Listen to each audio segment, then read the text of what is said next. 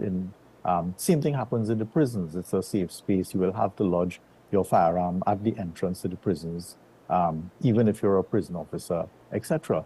So the trust of it is really to make these spaces safer, not to empower criminals. And in some of these spaces like Parliament, not all spaces I admit, but in some of these spaces like Parliament, criminals don't just simply waltz in these spaces because these are not vulnerable spaces to begin with.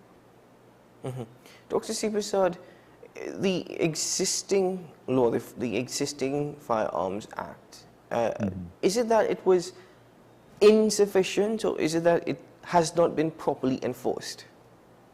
It's a matter of both, because things are changing in the firearm environment. So, for instance, if you look at some of the things that you're seeing on the market, like conversion devices, 3D printed firearms, homemade firearms, what we sometimes know as ghost guns, there are developments that are happening in the environment. You're even hearing, for instance, of gang members using air rifles and modifying them to create firearms that could use projectiles with gunpowder.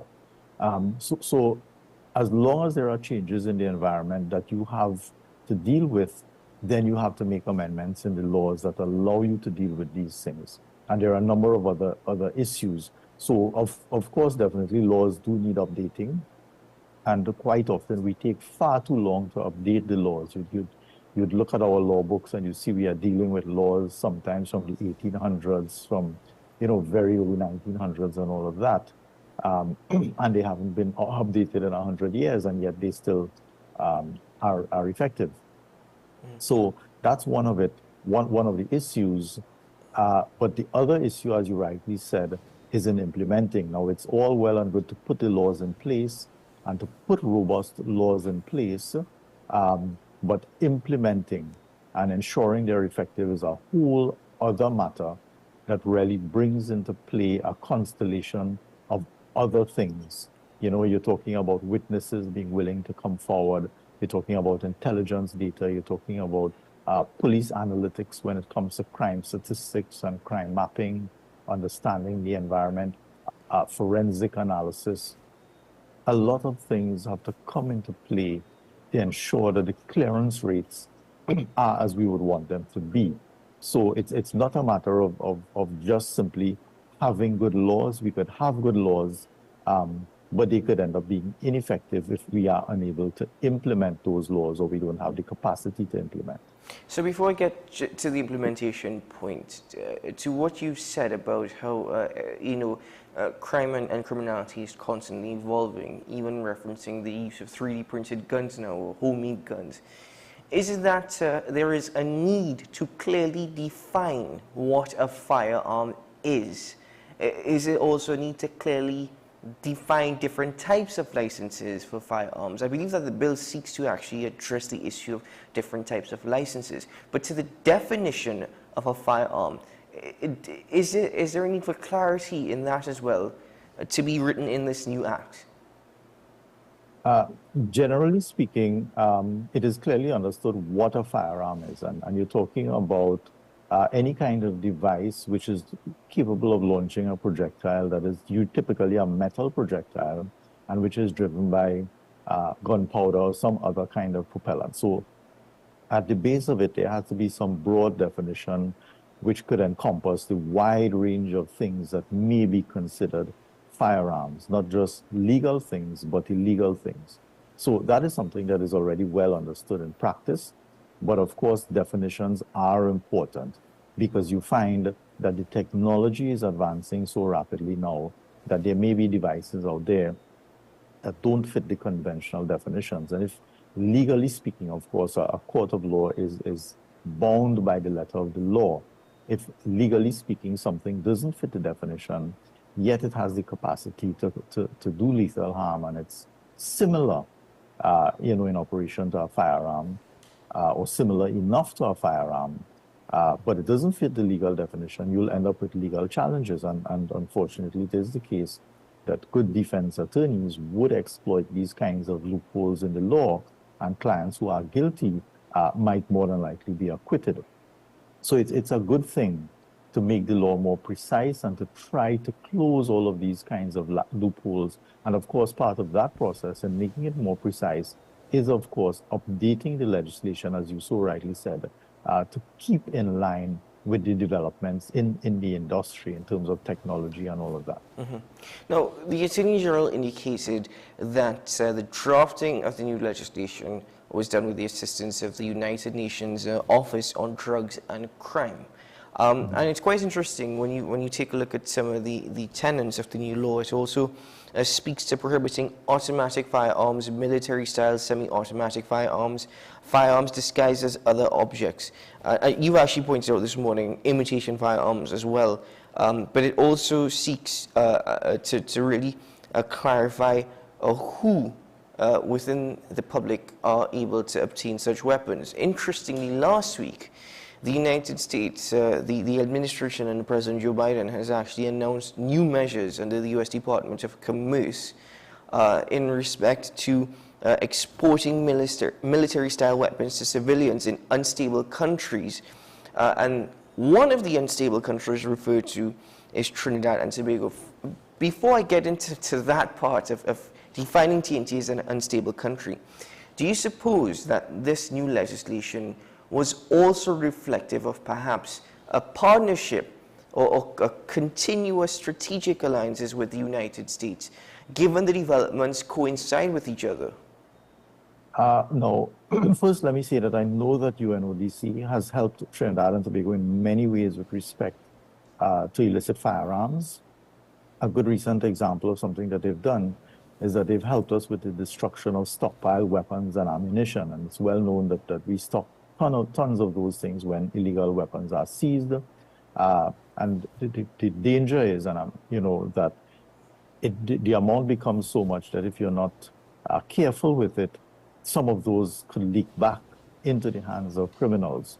Now, having said that, I'm sure that the UNODC is, of course, because they are the United Nations, are in touch with what is happening in the United States. Of course, I can't say whether the drafting of the legislation was necessarily done in coordination with what is happening in the United States with respect to these new initiatives. But I can say that the initiatives in the United States are actually very good initiatives, because what you find in countries where firearm laws allow users to simply go and purchase firearms, then you create a situation where it's very, very easy for, as you said, use the word unstable countries, and it's not a word I would like to use, but for other countries, more vulnerable countries, if you want to put it that way, to acquire firearms from places where it's very easy to get firearms. So there is what is known as straw purchasers, people who go and purchase firearms, sometimes in bulk, not necessarily for themselves, but to sell over. And in the Caribbean countries in general, our borders are very, very porous. Persons can come in on yachts, for instance. Persons can drop firearms or drugs, via aeroplane. They can drop it in various, spots to be picked up. They can attach it to the hulls of cruise ships via what is known as parasitic devices, and divers could go under the water and retrieve those things from the hulls of ships, unknown to anyone. There's so many ways to smuggle weapons, drugs, etc. So tightening that kind of grip in supplier countries is a very, very good initiative, and it's really at the core of the trusters. Mexico has taken the lead in terms of trying to get the United States to tighten that grip on how firearms are handled and the ease with which people can get access to legal firearms. Because there is just a huge amount, the availability is just huge, essentially an unlimited supply. So while, as I said, I'm not sure if that particular aspect of the intended legislation or amendments were done in consideration of what is happening in the U.S., and it certainly is in tandem with it, it's definitely a good initiative. Mm-hmm. Well, finally, I want to come to the point of what the Department of Commerce Secretary in the U.S. said. She says, under our new review process, it will be much harder to export these weapons to civilians in countries that pose national security risks. Now, I know English could sometimes be difficult. We don't know if she was actually referring to countries that pose national security risk to the U.S. or civilians that pose national security risk to their own countries. It's a bit vague and difficult. But you said that you would not like to use the term high-risk countries or even countries that are referred to as unstable. Why? Why is that the case? Is this just another red flag raised for TNT, by the way? Something to open up our eyes even more than already we are witness to? Well, it's because of the subjectivity of the word and lack of clarity with respect to the definition. The word unstable could mean a lot of different things. You could be talking about the crime situation. You could be talking about political instability, all kinds of different things. So it's very vague. And when you use terms like that, and it leaves a lot of room for interpretation, there is always the possibility that you could have very negative connotations, create stereotypes about countries, especially for onlookers from foreign countries who don't fully appreciate and understand what is happening in a particular country. So, from my point of view, if I want to speak to countries, I would create a definition that is much more systematic. And just to give you a simple example, let us say you use murder rates as a way of comparing countries. That is something that is much more systematic and much more precise because murder figures tend to be highly accurate. So you can compare murder rates and you can simply say, this is of course just an arbitrary example, if there is a murder rate above a certain point, let's say 20 or whatever arbitrary point you pick, you can consider it a high-risk country. When you think that the average murder rate of the world is less than 6 per 100,000, and ours is, let's say, 30-something to 100,000, approaching 40 in some instances. So it's just a matter of precision and staying away from troublesome words that really leave a lot of room for ambiguity and discretion in terms of interpreting what it means. Now, Dr. C. Prasad, in concluding our conversation this morning, and thank you very much for your time and the extensive conversation, you have indicated you believe that this is a step in the right direction. You've also indicated that you do understand the points that have been raised, concerns over holders of legal firearms, of course, through the current licensing regime. But you are of the opinion that it's not the intention, of course. And I would think the same thing, that this is not to assist criminals or rather in any way harm law-abiding citizens. That being said, what do you think the next steps should be? What do you think the next steps need to be as we continue to try to strengthen our laws in addressing the crime situation that is plaguing TNT?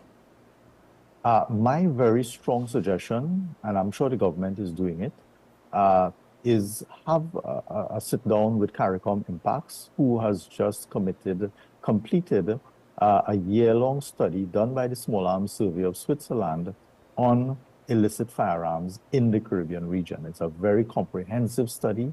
They have a very in-depth understanding of what is happening in terms of illicit markets, the flows of weapons, where they are coming from, who are the buyers, how they are moving from place to place, the prices, etc., etc.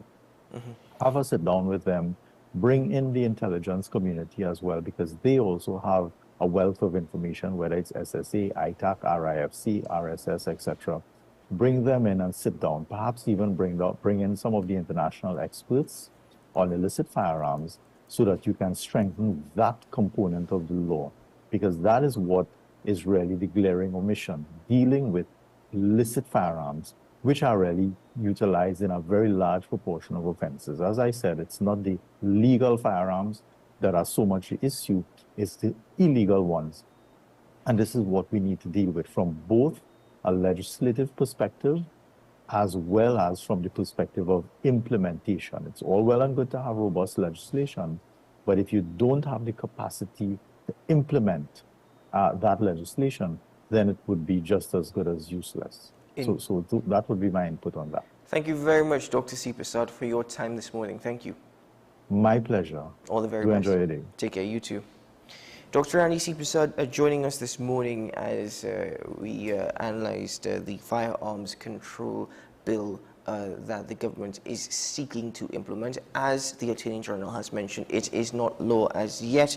Final consultations on the bill will take place on May 20th and 21st. Ladies and gentlemen, let's take a break here on the program. We'll return shortly with some more conversations as we celebrate our culture here in TNT. We'll be right back.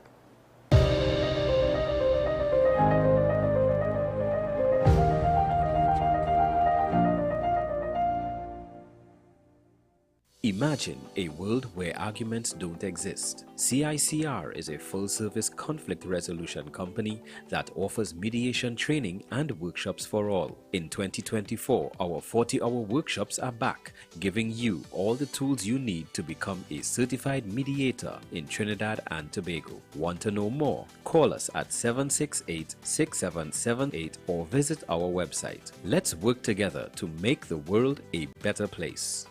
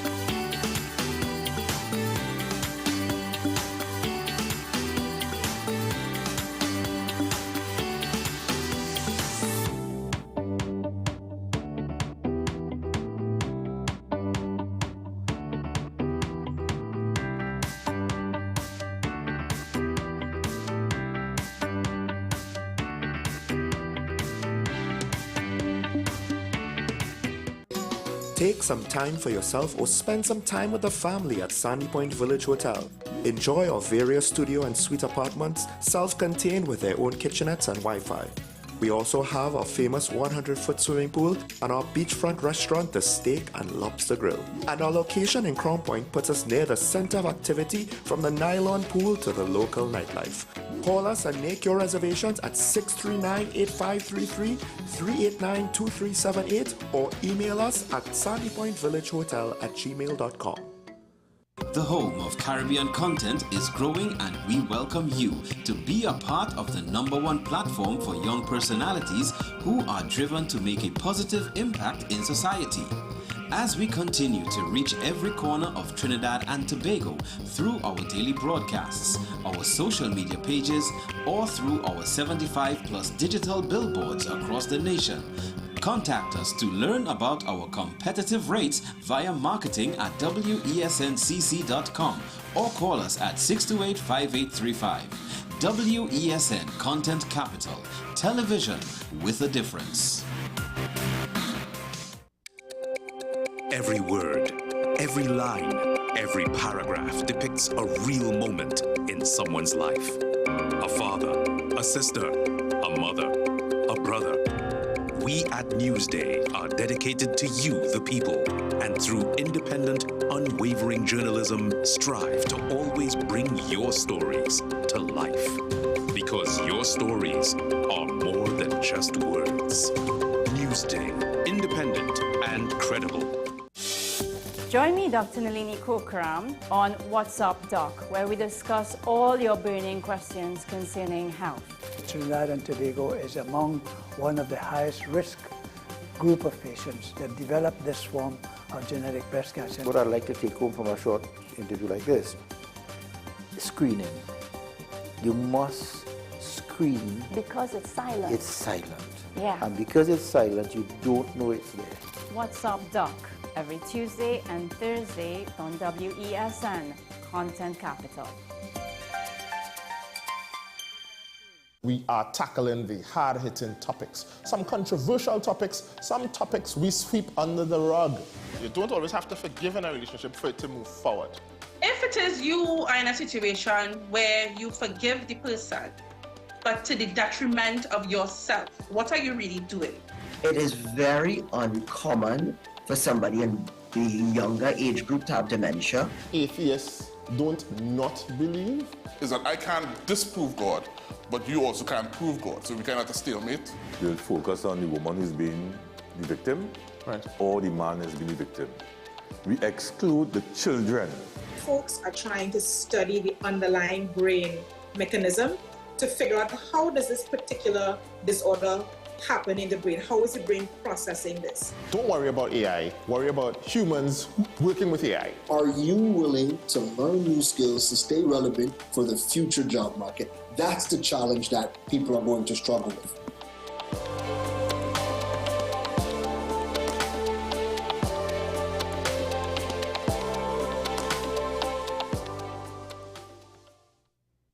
This is Face of Sports, WESN Content Capital. How you felt about the kiss on the lip? That's the business. I'm nothing to do with that. I find that was distasteful. The national senior team, whether you like it or not, that is the model for all other teams to follow. I'm assuming that the regional requirement may be a much stricter requirement. This is not about Pro League and Super League. This is a league run by the Normalization Committee that I'm responsible for. Nobody expected FIFA to fund this arrangement. If we don't get a professional attitude towards this, we are doomed for failure. You break the balance, trip the leg, control the body. They ain't gonna stand put forever. Why you want the Chiefs to lose so? Why you want the Chiefs to lose so? They already have two. Lamar don't Why? have. You're jealous because you know the Chiefs getting closer to the Patriots. Let's go to the last part. No, of the game. no. Let's go to the last part.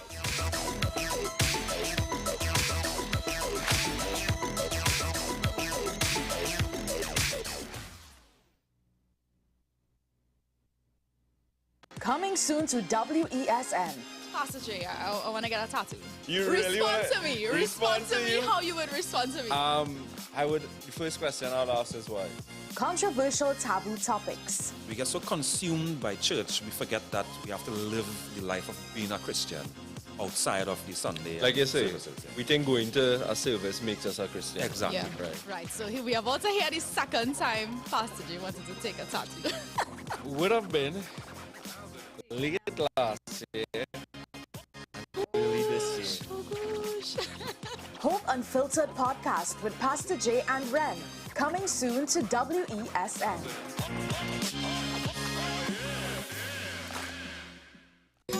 Take some time for yourself or spend some time with the family at Sandy Point Village Hotel. Enjoy our various studio and suite apartments, self-contained with their own kitchenettes and Wi-Fi. We also have our famous 100-foot swimming pool and our beachfront restaurant, The Steak and Lobster Grill. And our location in Crown Point puts us near the center of activity from the nylon pool to the local nightlife. Call us and make your reservations at 639-8533, 389-2378 or email us at sandypointvillagehotel@gmail.com. The newest book is here, Closer to the Church, the debut novel by author and former mayor Louis Lee Singh. Available at all the home store branches, Barataria, West Mall, Shogunas and C3 San Fernando. Paper-based bookshop 10 Nook Avenue, St. Anne's. WESN 30A Gattaca Street, Woodbrook. Metropolitan Bookshop, Ariapita Avenue, Woodbrook, and all RIK bookstores nationwide. Available online as paperback on Amazon.com and Kindle for e-readers. For more info, call 628-5835 or 389-6504. Also available from author Louis Lee Singh, I Used to Live in Heaven, Letters to My Granddaughters, and Local Government in Trinidad, Conspiracy Against the People.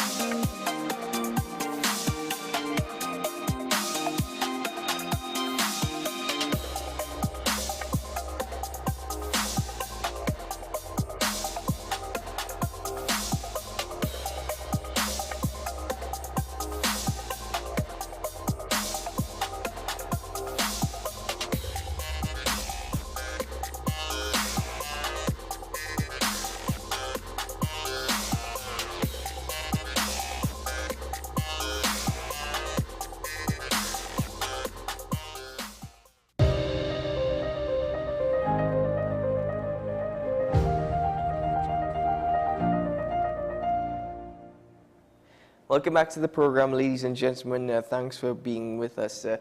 You know, the Little Carib Theatre was established in 1947, but formally opened in 1948.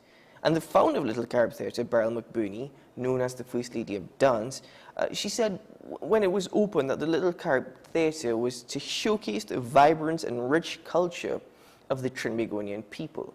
Little Carib Theatre has stood as a pillar for the creative arts and the creative industries since its inception, with the likes of Derek Walcott to the latest in Sharda Patissa presenting a lot of their works, or their workshops there.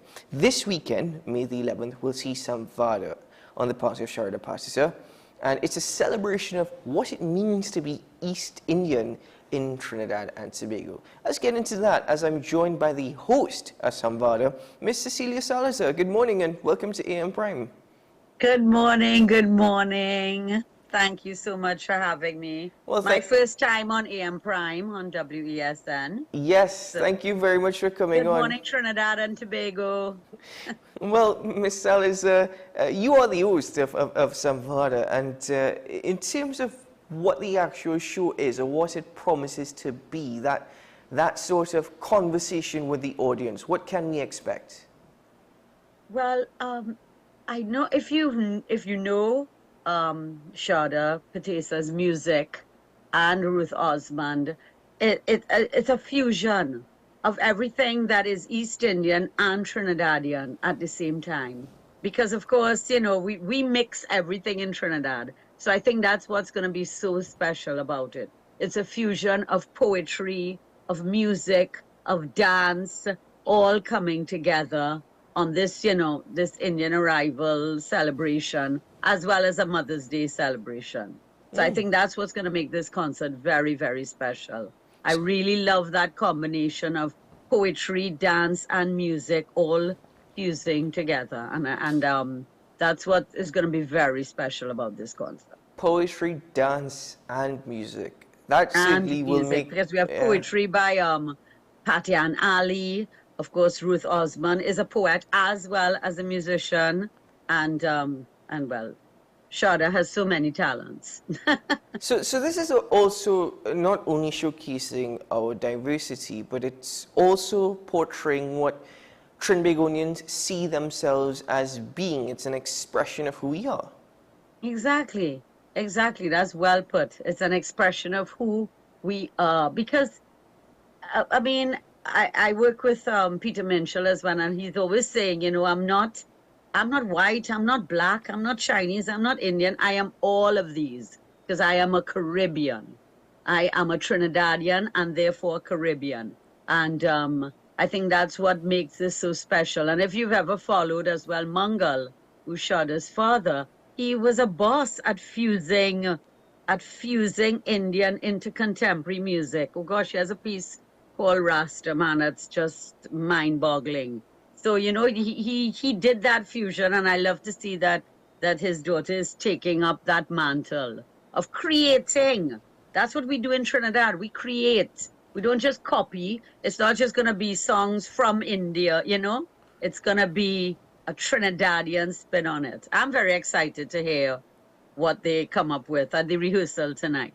Oh, I'm actually very much excited even based off of this conversation. But I want to tag Little Carib Theatre into this conversation because you said poetry, music and dance. And this is something that Beryl McBurney, who founded the Little Carib Theatre, would be absolutely proud of knowing, of hearing that we are celebrating us as a people through dance. You know, she was the first lady of dance. You know? Yes. But the Little Carib Theatre, what role has the Little Carib Theatre played in Trinidad and Tobago in terms of our culture, of who we are as a people, our identity? But what role do you think the Little Carib Theatre has to play still in that expression of who we are as a people? The Little Carib Theatre, to me, is like, how do I say it? A place to give birth. It's almost like a womb. It's a place where works can be created and then taken out into the world. That's how I always see it.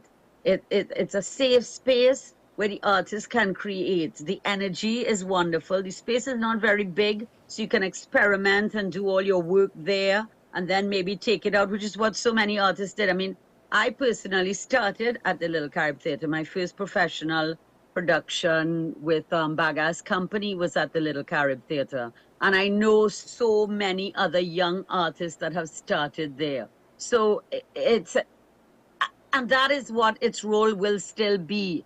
We need to continue to nurture it so that it can continue to be the place where young artists, experimental artists, dancers can come together and process works, you know, and take it out there. I see it as a birthing space. That's how I see it. And last year we did so many fabulous productions there because they celebrated 75 years. So we did a production honoring Shadow. We did one honoring Kitchener, which combined again dance, music, modern and old music, and it was really wonderful. And I did the narration, but I created characters for each one. So it wasn't just a narration. We did a Dame Lorraine for Kitchener. We did Midnight Robbers for Sparrow. So we integrated our carnival culture with the music, with the dance. It was wonderful. And then they had a 75th anniversary last year, which had dancers from Astor Johnson come together with Metamorphosis, come together with Caribbean School. It was, again, a wonderful night. I think Beryl was beaming down. And as I always say, Beryl is there. I have been there a night when electricity went and we couldn't do any show. And I was like, okay, Beryl didn't want this show. You know, so I believe Beryl is there very much. And always looking down on the work that's happening. The thing is, a lot more spaces have developed over the years, of course. When Little Carib came into being, they were the first and the premier spot to go to. But now we have other venues, of course. We have Queen's Hall, Napa Bowl, Napa. But I still think that Little Carib has that black box feel, that intimate feel that you can create works and you know, make sure that they work. You can work on them very well there. You've said that we need to continue to nurture it, that you see it as a birthing place, as a home for young artists and artistic expression. Little Carib Theatre has served us for over 75 years. This is 76 year actually. How do we now repay the Little Carib Theatre and the vision and dream that was Beryl McBurney? How do we serve the Little Carib Theatre? Well, I believe that we need to find some investments, patrons. There's a small patron, and I consider myself a patron, as I say, because I'm doing all of this work with them to try and keep the space alive. But maybe we need more public support.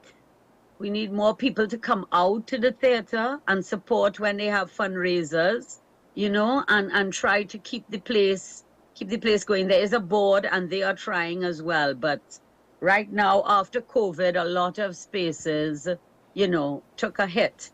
And Little Carib is desperately trying to build back up, you know, that clientele. So I think it behooves all of us. If we care about the arts, you can go on to the Little Carib Instagram page. I think they even have a GoFundMe page. So if you really care about the arts, you can call and you can become a patron and you can, you know, subscribe. And the thing is, we've seen... Because money is what is needed, right? Let's be frank.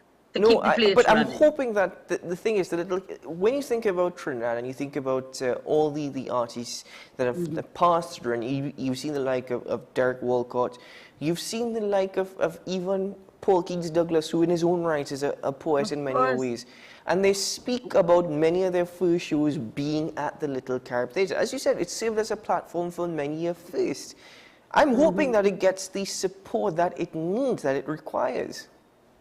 Yeah, me too. And that's why all of this is important. You are doing your part now by, you know, by having an interview, by talking about it. So don't ever let that drop, you know, because the arts are important. They're important us to see who we are as a people, the importance. So many young people want to express themselves.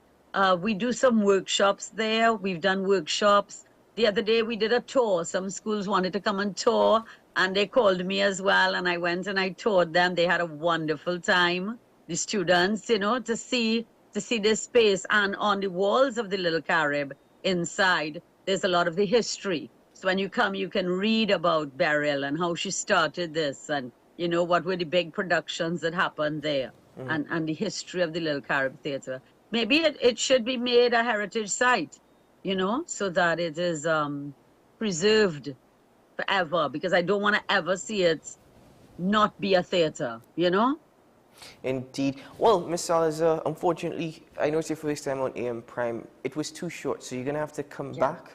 And we're going to try. We're going to try and I'll come in person. This Zoom thing, oh gosh, it's confusing. But thank you so much. But before you go, though, and remember, Samvada is when? It's Saturday, the 11th of May, and it's $200. It starts at 6 p.m. It's an early show, so you can come, enjoy the show, and then, you know, go out if you would like to and have a little drink after.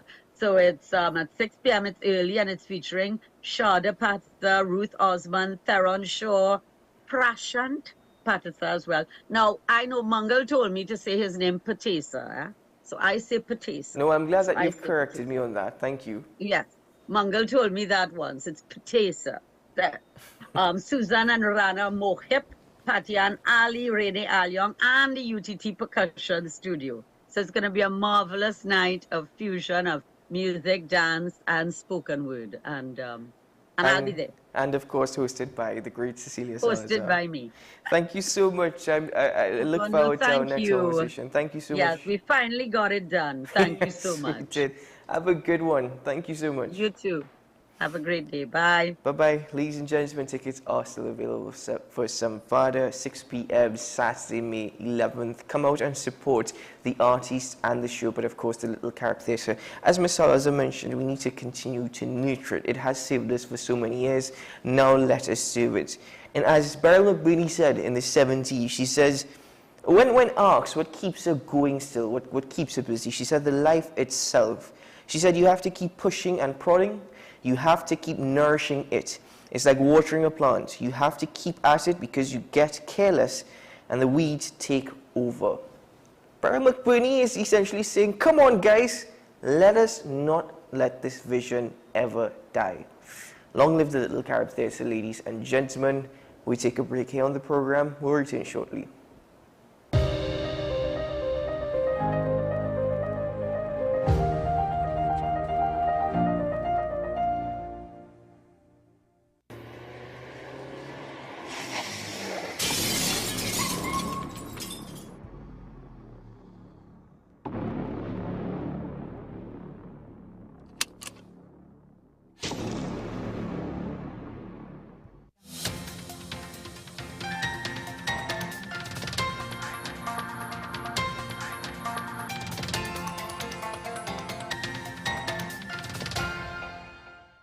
Here is your WESN News on the Hour.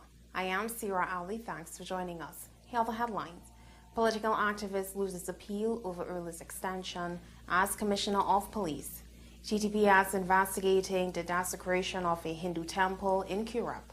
And internationally, reigning Miss USA Nuala Voigt has resigned her title. Now for the details. The appeal on the government's move to extend the term of Police Commissioner Early Haywood Christopher by a year before she attained retirement age last year has been dismissed by the Court of Appeal. Appellate judges Prakash Musai, Mark Mohammed, and James Abood this morning rejected the appeal that was brought by political and social activist Ravi Balgobin Maharaj after his case was dismissed by High Court Judge Ricky Rahim in January. Today's ruling now clears the way for the Cabinet to decide whether to extend Haywood Christopher's term by another year before she celebrates her birthday next Tuesday. St. Joseph police are investigating the desecration of a Hindu temple in Kurup.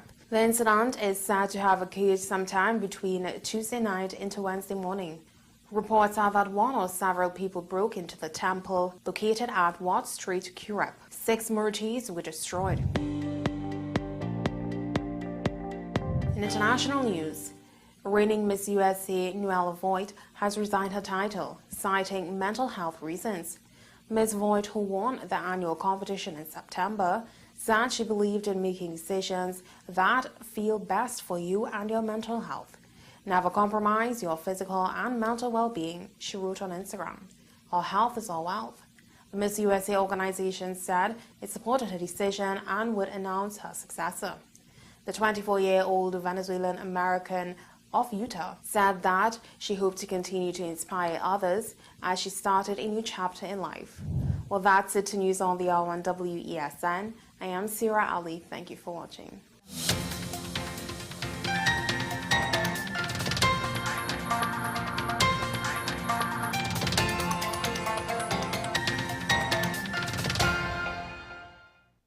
The newest book is here, Closer to the Church, the debut novel by author and former mayor Louis Lee Singh.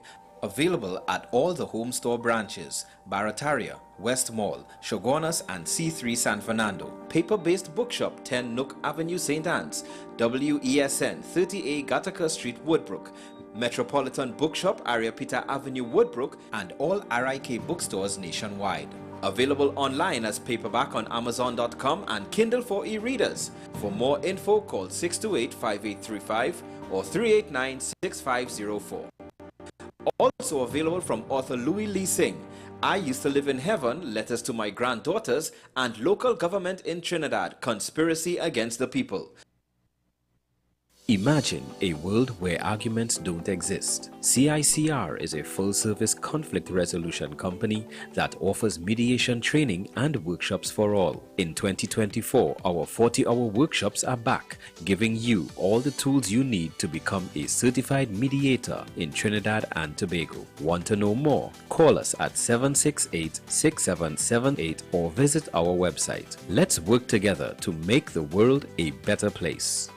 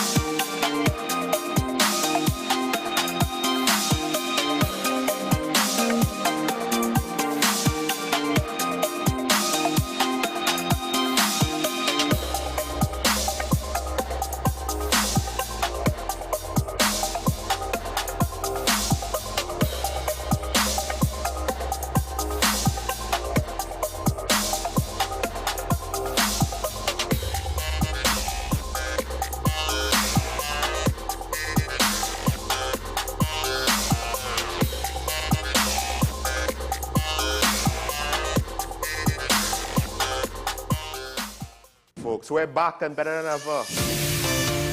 Your show have always appeared to be a show that is focused on going to the cause or looking to the cause. We hardly ever talk about the white-collar crime, though. We always talk about the ones that involve more as physical violence against individuals. The citizens will only measure transmission when water starts to flow through their taps. The Constitution doesn't talk about local election. Contract mafia that's responsible for looting the country and they own and operate these politicians. So if you are running a country and you can't say nothing as a prime minister, please take up your bag and go. It is not comparative to the murder figures, but it is in fact very high.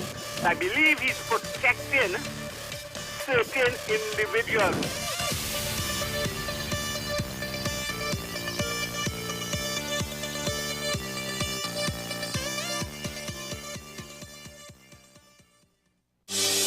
Join me, Dr. Nalini Kokram, on What's Up Doc, where we discuss all your burning questions concerning health.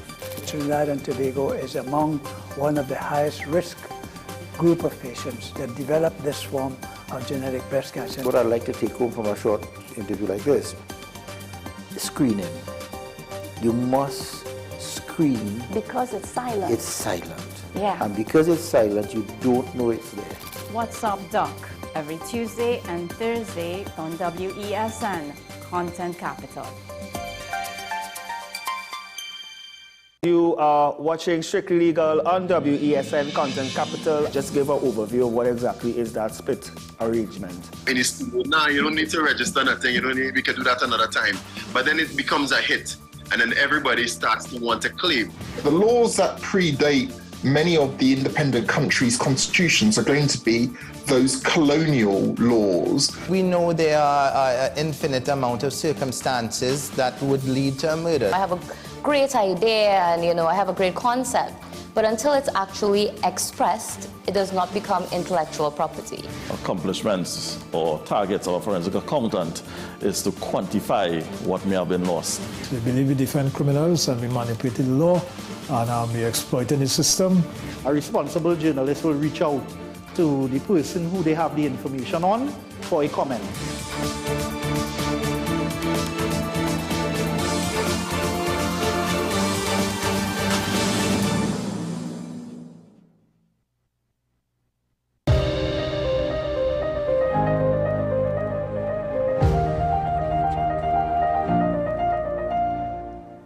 Welcome back to AM Prime, ladies and gentlemen. Now we get into some regional updates of which we have to share with you. We're starting with Haiti, actually, just to bring you an update in respect to the transitional presidential council that took power approximately 2 weeks ago. They've named Fritz Belizaire as Haiti's new prime minister. He's previously served as the country's sports minister from 2006 to 2011, but he faces the challenge of actually quelling gang violence that is choking the capital city, Port-au-Prince. Now, meanwhile, the gangs, which now control approximately 90% of the capital city, have threatened violence if their demands remain unmet. Gang leader Jimmy Cherizier, known as Barbecue, has warned of consequences if the gangs are ignored by the council. The transitional government will act in Haiti's presidency until it can arrange a presidential election, which is sometime around February of 2026. Let's get into this update. And moving to the Caribbean nation of Haiti, the Transitional Council has chosen little-known former sports minister Fritz Belizaire as the country's next prime minister. This comes a week after the council took over power following the Prime Minister Ariel Henry's resignation. According to this agreement, the majority also took the opportunity to make this choice or proposed a prime minister. Fritz Belizaire was chosen. I'm sure you will have a lot more to say about this afterwards, and especially, perhaps, with the various members of this majority. The new prime minister now faces a daunting challenge to quell the gang violence that's choking Haiti's capital, Port-au-Prince. However, leaders of powerful criminal gangs are clamoring for political influence and amnesty. And in fact, they've threatened violence if the council does not meet their demands. And notorious gang leader Jimmy Cherizier, the catalyst and chief instigator of the ongoing violence plaguing Haiti, has warned of consequences if the gangs are ignored. Cherizier said, and I quote, it's either we are all at the table or the table gets destroyed with all of us, end quote. Now, criminal gangs have taken control of 90% of the capital city since they launched coordinated attacks in February. More than 90,000 people have also fled Port-au-Prince just last month amid a severe security and humanitarian crisis. This morning, we are publicly recognizing the suffering of all the victims, all displaced girls, all women, all the people who have suffered from acts of rape, all the people who have had their houses burnt down, and all the entrepreneurs who have lost their businesses. The transitional government has acknowledged these challenges and assured Haitians of ending the ongoing violence. However, residents remain doubtful whether the new government can help calm their troubled country. The first thing that the Presidential Council must do is look into the security problem. Insecurity has made this country unlivable. We are going crazy, running everywhere and nowhere to go. After security, they need to resolve the hunger. People are living in misery. Misery is destroying the population. Look at all that trash over there. Now, the new council will act as the country's head of government until it can arrange presidential elections sometime around February of 2026. But the bigger question is, Will the gangs allow the council to operate freely, or will they force yet another prime minister to resign? From impeachments to inaugurations, if it's a political story, we are on the scene. The race for the White House is heating up. We're beating Biden. How dare he say that? All right, ladies and gentlemen, as we continue with regional updates this morning, we are getting into Cuba. The scarcity of cash in Cuba is intensifying as the nation's existing crisis characterized by widespread shortages and soaring inflation rates. Citizens are already grappling with the daily challenges, including power outages, food and medicine scarcities, and fuel deficits, which we have highlighted to you before here on AM Prime through our regional updates. However, there's now the addition of prolonged wait outside banks and ATMs as cash dispensers become empty very quickly. Various factors contribute to this cash crunch, including a growing fiscal deficit. So let's take a look at this report on Cuba's cash crisis. Of cash in Cuba is intensifying the nation's existing crises, characterized by widespread shortages and soaring inflation rates.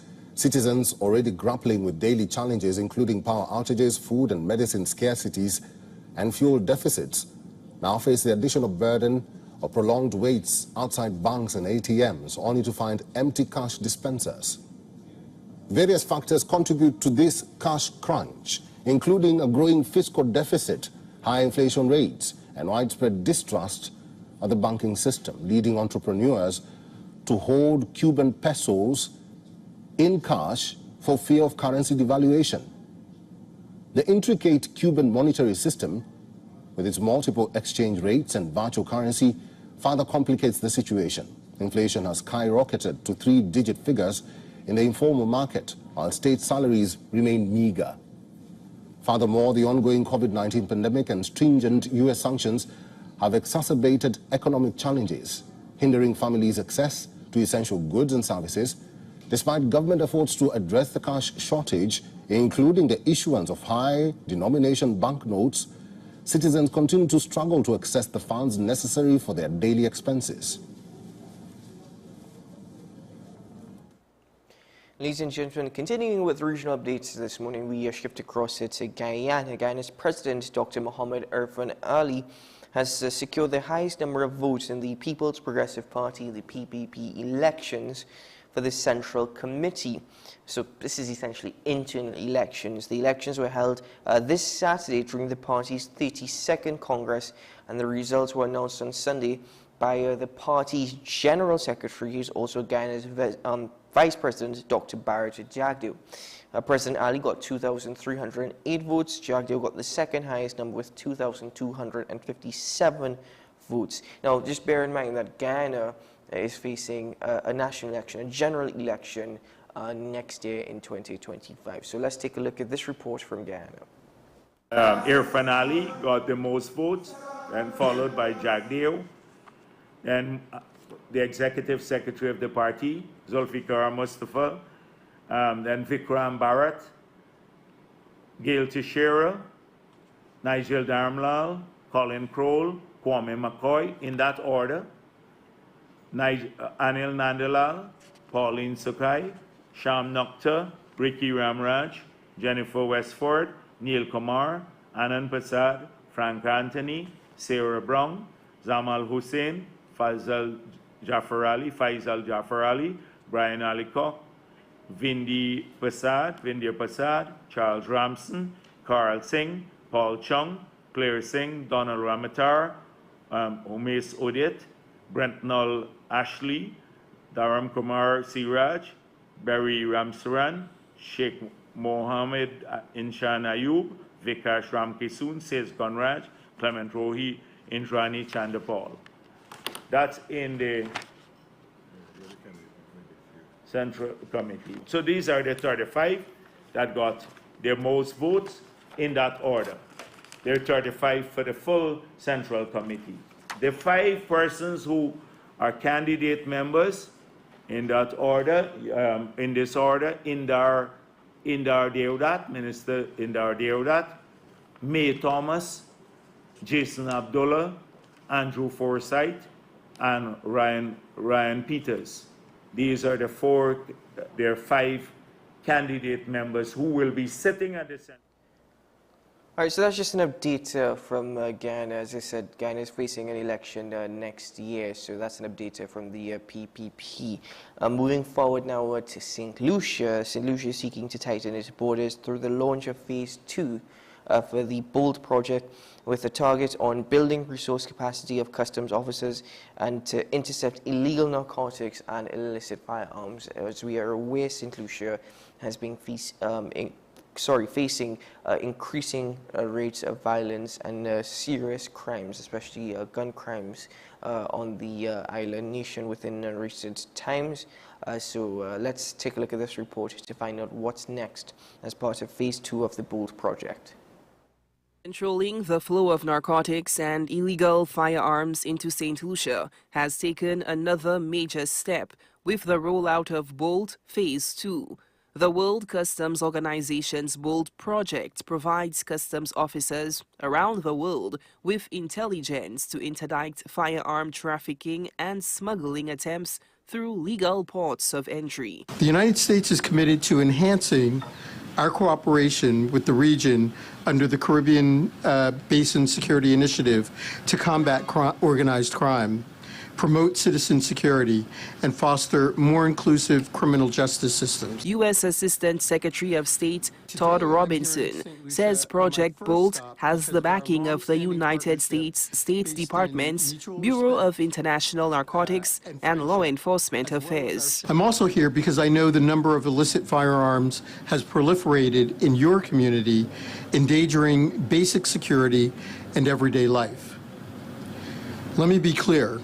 The United States and my bureau, INL, remain steadfast in our commitment to combat illicit trafficking of small arms and light weapons in St. Lucia and throughout the Caribbean. Comptroller of Customs Sherman Emanuel was gracious in his acceptance of the support provided under the BOLD project. As a member of the WCO and one of the recipients of support under Project BOLD, St. Lucia pledges its commitment to maximizing this opportunity to receive support in the hopes of bolstering our border security and ensuring that we effectively combat the illicit trafficking in small arms and light weapons. Emmanuel has labeled border security as one of its primary mandates, and it is in need of constant improvement to counter growing and evolving threats. Under this installment of the project, St. Lucia Customs and Excise Department will definitely hit the ground running,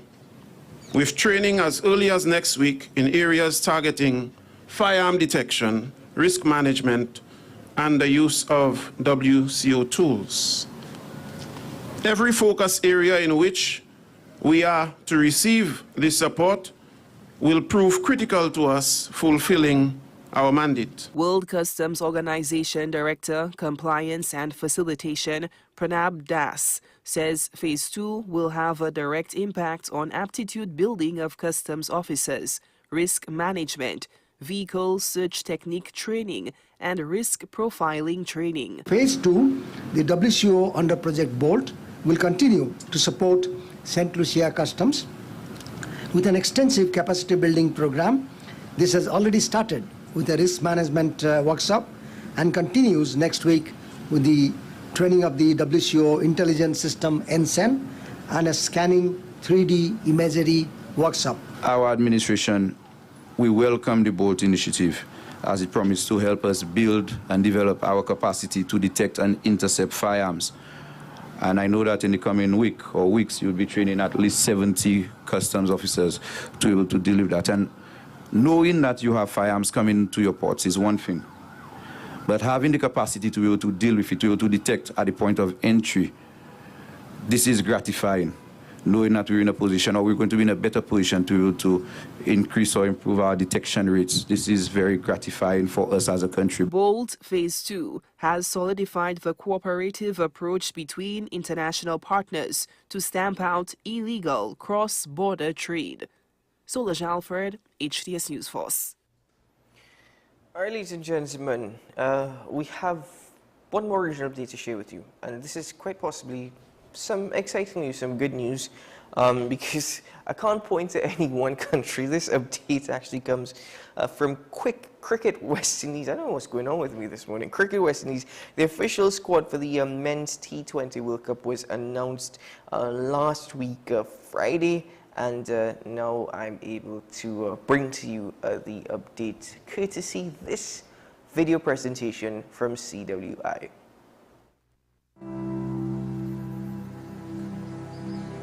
Cricket to me is more than a game. Cricket is renamed but crafted from coconut branch, balls flying through the air over every village and town. So tell them it come from a place that reaches far beyond the little dots that you see on a world map. We come from a place that is moved to the rhythm of the heavens. We come from a place where many have come to conquer, but they have met with resistance at every turn. Time and time again they have tried, but they can never break our spirit. Ladies and gentlemen, let's get ready to rally. When they knock me down, we just get back. The West Indies squad for the 2024 ICC Men's T20 World Cup. Captain Robman Powell. Vice Captain Alzari Joseph. Johnson Charles. Roston Chase. Shimron Hetmaya. Jason Holder. Shay Hope. Akil Hossein. Shamar Joseph.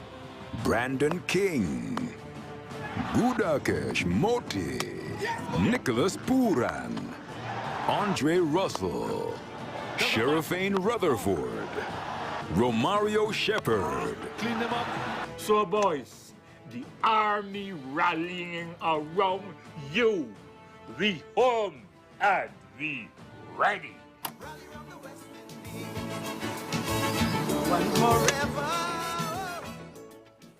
We ready for the T20 World Cup, which kicks off in just a couple weeks' time. As I'm hearing the commentary, in the background, and one of my directors is saying, "Good on paper, but could they perform on pitch?"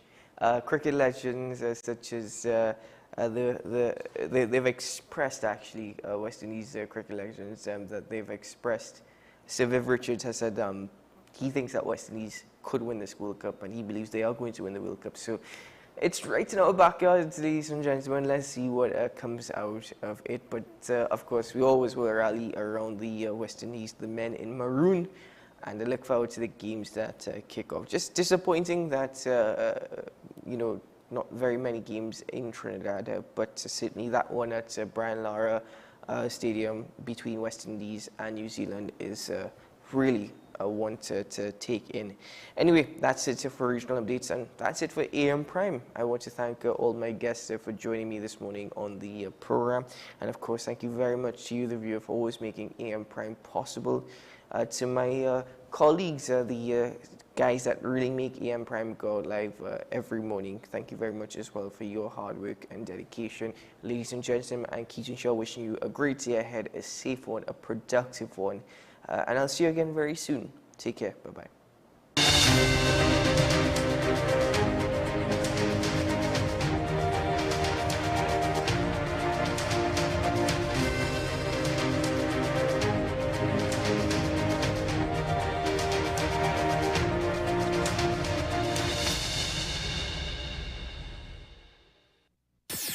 WESN.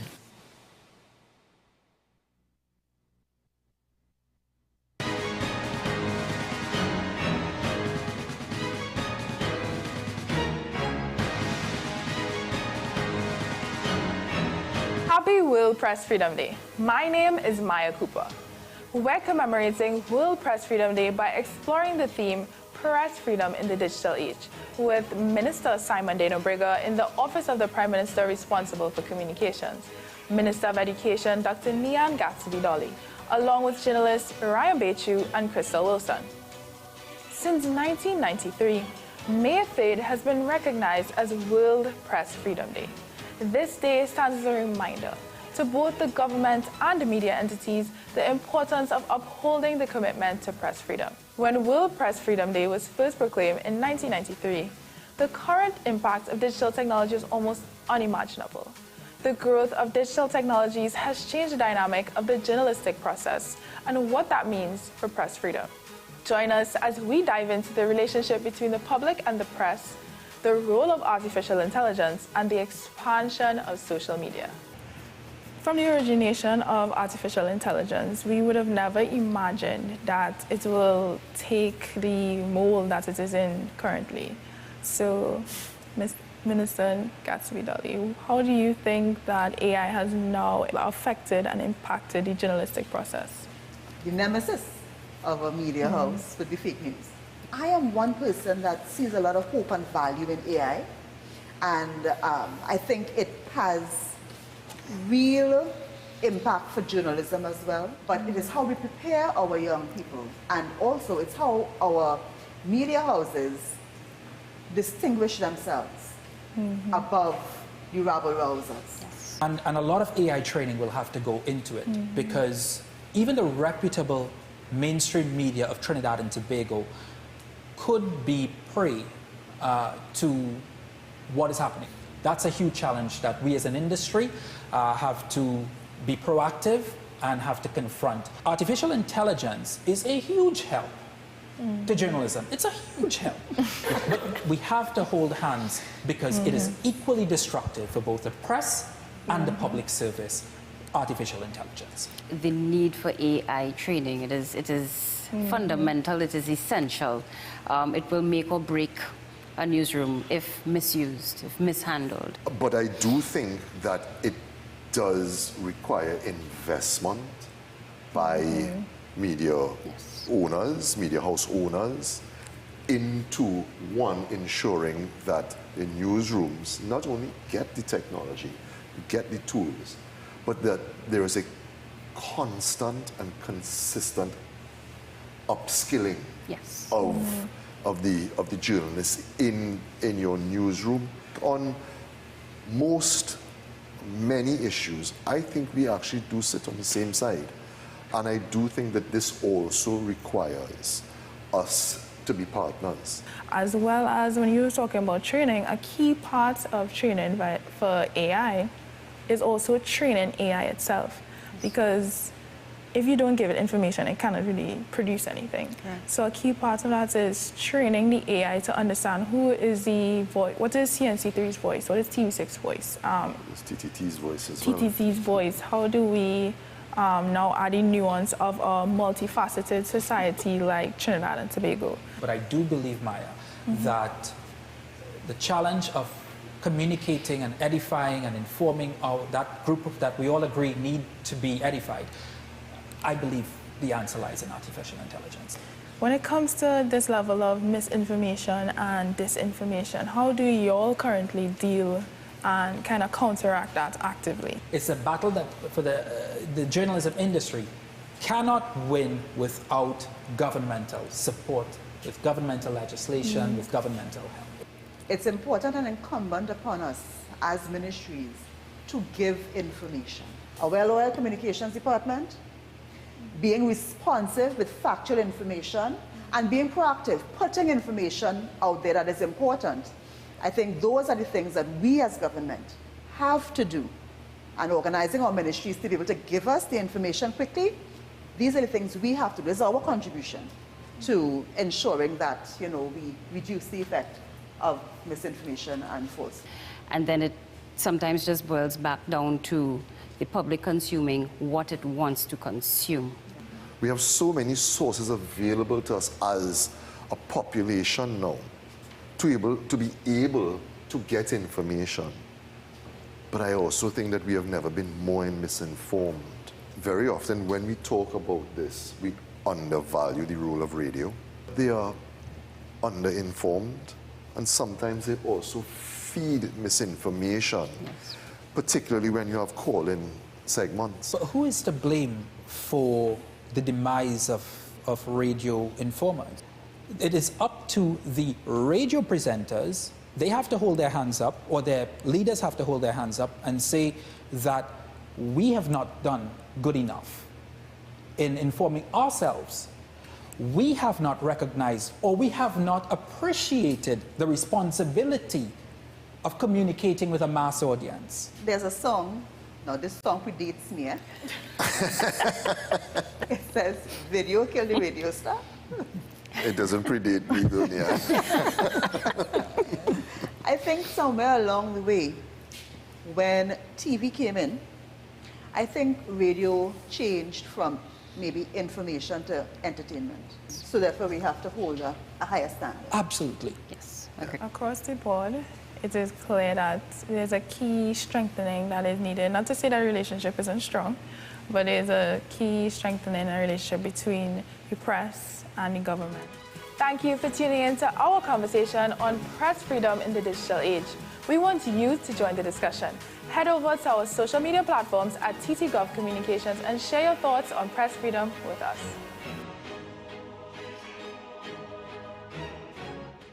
The home of Caribbean content is growing, and we welcome you to be a part of the #1 platform for young personalities who are driven to make a positive impact in society. As we continue to reach every corner of Trinidad and Tobago through our daily broadcasts, our social media pages, or through our 75+ digital billboards across the nation, contact us to learn about our competitive rates via marketing at wesncc.com or call us at 628-5835. WESN Content Capital, television with a difference. The newest book is here, Closer to the Church, the debut novel by author and former Mayor Louis Lee Singh, available at all the Home Store branches, Barataria, West Mall, Shogunas and C3 San Fernando. Paper-based bookshop 10 Nook Avenue, St. Anne's, WESN 30A Gattaca Street, Woodbrook, Metropolitan Bookshop, Ariapita Avenue, Woodbrook, and all RIK bookstores nationwide. Available online as paperback on Amazon.com and Kindle for e-readers. For more info, call 628-5835 or 389-6504. Also available from author Louis Lee Singh, I Used to Live in Heaven, Letters to My Granddaughters, and Local Government in Trinidad, Conspiracy Against the People. Young at heart, purpose-driven, patriot even. When you like to party, but are still passionate about discussing important issues, the only place where your needs will be met is WESN Content Capital.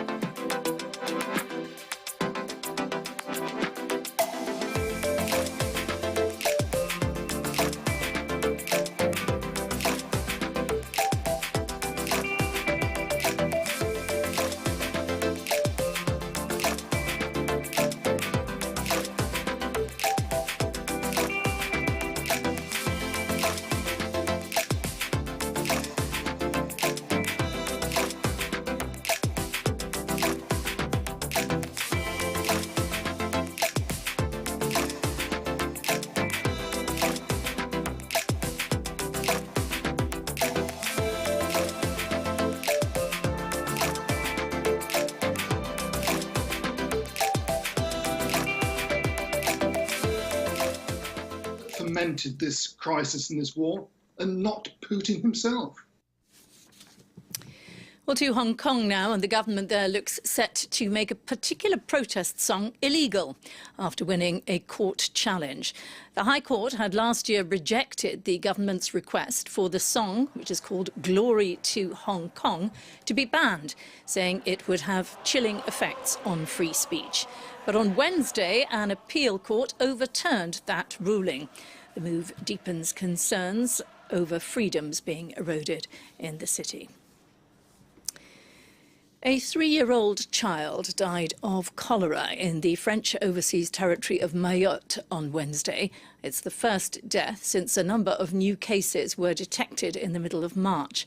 This first fatal case comes as the French health minister plans to visit the Indian Ocean island on Thursday. This from Matthew Mary Caruchet.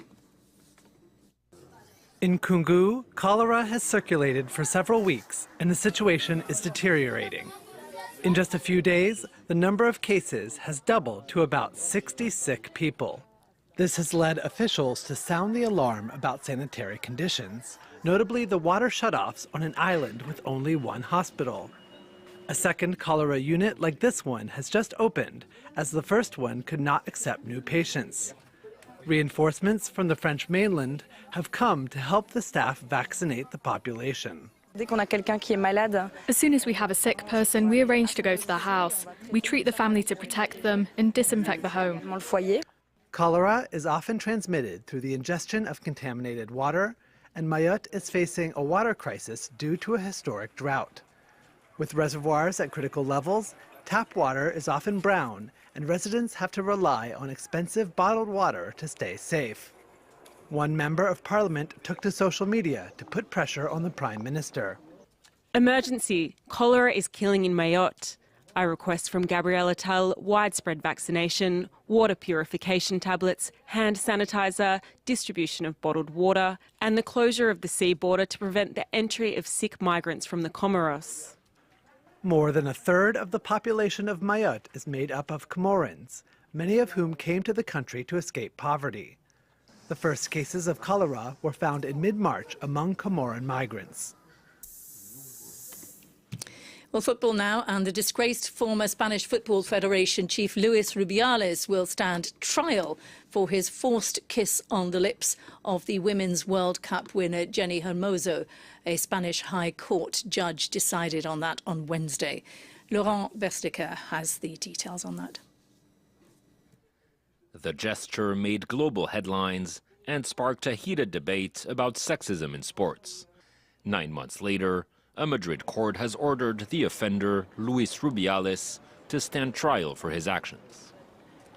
Luis Rubiales will be tried for the non-consensual kissing of Spanish national team player Jennifer Hermoso at the end of the World Cup final in August 2023, and for the subsequent coercion exerted to make her say publicly that it was consensual. The disgraced former Spanish Football Federation chief faces 1 count of sexual assault, which carries a prison term of up to a year, and another count of coercion for allegedly trying to pressure Hermoso into saying the kiss was consensual. 3 others, including former coach Jorge Vilda, will also be tried for coercion and could face up to 18 months in prison. Rubiales has denied any wrongdoing and at the time called the gesture a consensual peck, but Jennifer Hermoso said it was unwanted and demeaning, and accused Rubiales and others of asking her to downplay the incident. Rubiales resigned in the aftermath of the scandal and was handed a 3-year ban by FIFA. He's also under investigation in a separate corruption case involving his time at the head of the Spanish Federation. To music now, and as we were hearing earlier on, the Taylor Swift phenomenon is sweeping through Paris as the American pop star arrives for the European leg of her Eras tour. She's playing 4 concerts at the La Défense Arena in Paris, and her fans, the Swifties, are already camped out, as we heard earlier from Peter, at that venue. And to tell us more about who she is, who is Taylor Swift, apart from a global phenomenon, and I'm joined by Olivia Salazar-Winspear. Hi, Olivia. Tell us about Taylor Swift. They talk about, this famous Taylor Swift effect, and that's been measured in the United States. Since so many fans travel, they stay in hotels, they use local businesses and services when they go to her concerts, there's a bump in revenues, of course. In the North America section of the Eras tour, the US Travel Association estimates it had a $10 billion effect on the economy.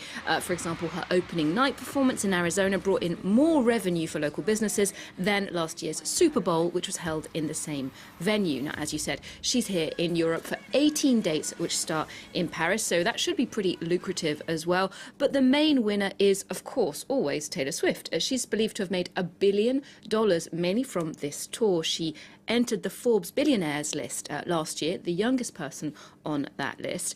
And of course, this huge success didn't come out of nowhere. She's been building this career for 17 years. She's sold more than 200 million albums, won 14 Grammy Awards, and her most recent album, The Tortured Poets Department, immediately became the most streamed, the most listened to album on Spotify ever. And the previous record for that was actually held by Taylor Swift.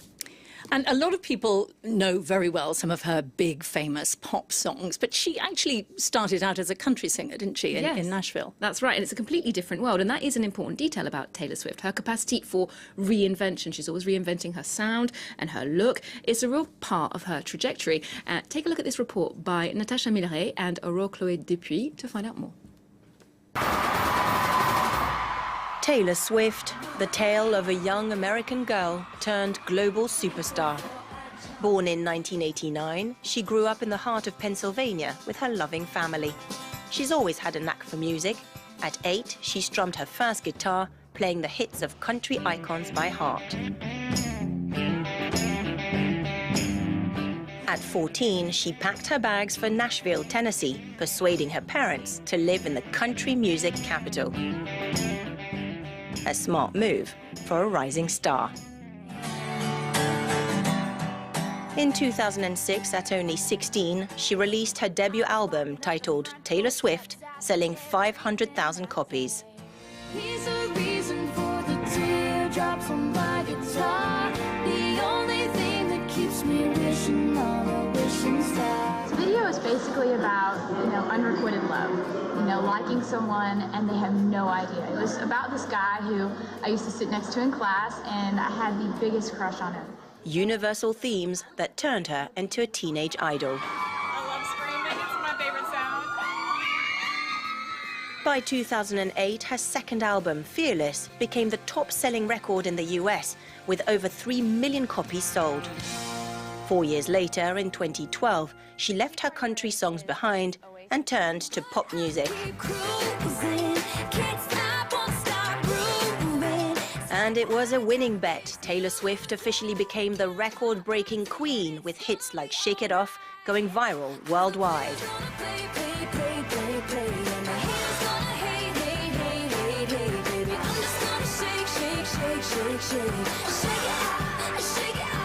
Enthusiastic Swifties even caused seismic activity at her concerts. But in every success story, there are some rough patches. Her personal life is under constant scrutiny, and she's also a victim of cyberbullying. Despite her country background, traditionally conservative and Republican-leaning, she champions women's rights and the LGBT community.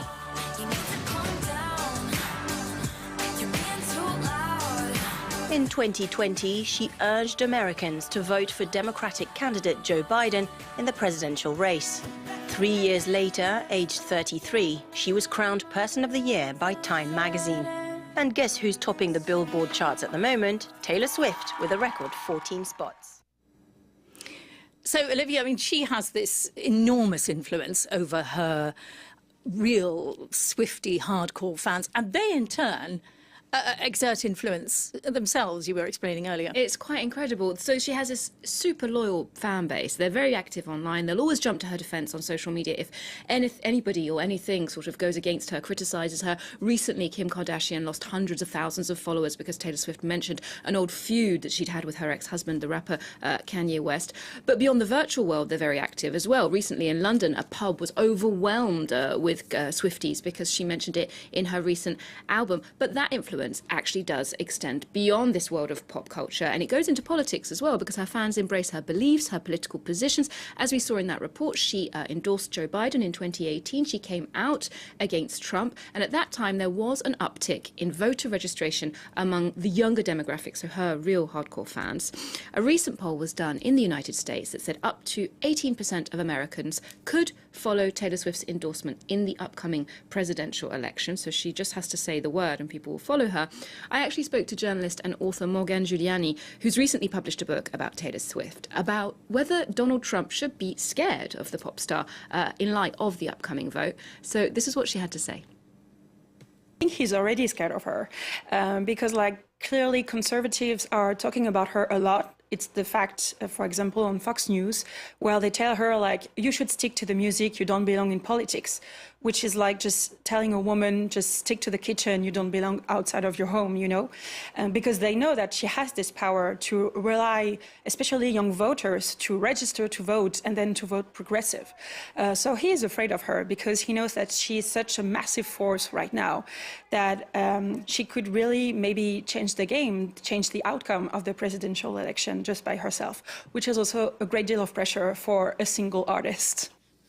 So as you see, Taylor Swift just has to say the word and her fans will follow. So we explored that phenomenon in more detail with Morgane Giuliani here at France 24. That show's on at 5:15 Paris time, and you can catch it online as well. Sounds interesting. Thanks very much, Olivia Salazar-Winspear there. Thanks very much. Coming up now, France 24's Jeannie Gordula and Solange Mougin examine France's love of swimming pools. That's in French Connections, starting right now.